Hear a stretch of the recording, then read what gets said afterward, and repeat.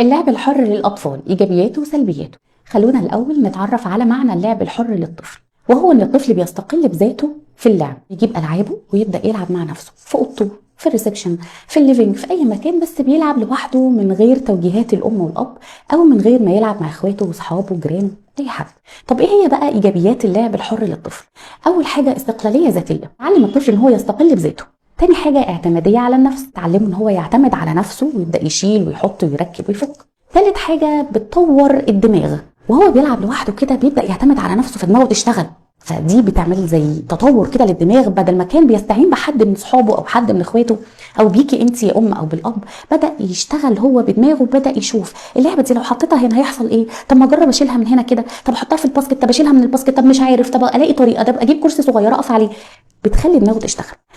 رابع حاجة بتعرفك انتي الطفل ده دماغه شغالة ازاي، هو ممكن يعمل حاجة انا مش متخيلاها ولا هو حدوده اللي انا عارفاها بس.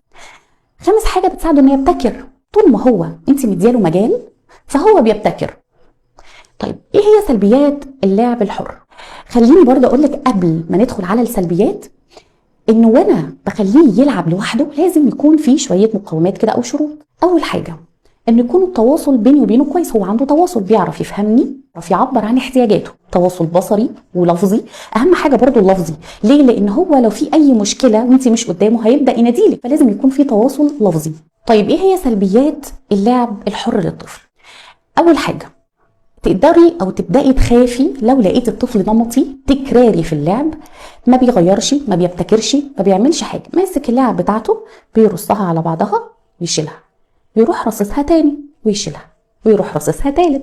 تيجي تساعديه او تشيلي لعبه منهم يرفض، هو عايزهم بنفس الرصه.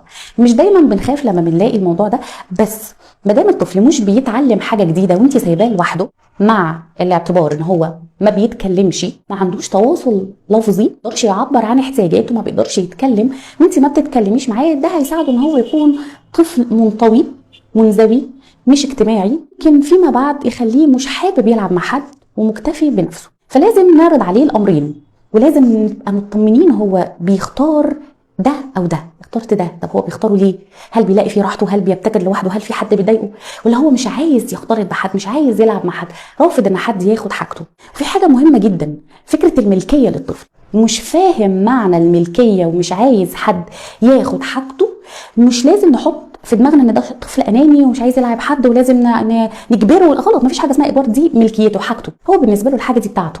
نستاذنه، نعلمه ازاي يلعب في جماعه، في شيرنج في اللعب، نديله احنا من حاجتنا ونفهمه ان احنا لازم نكون عندنا فكره اللعب الجماعي، واحنا ناخد من اخويا واخويا ياخد مني.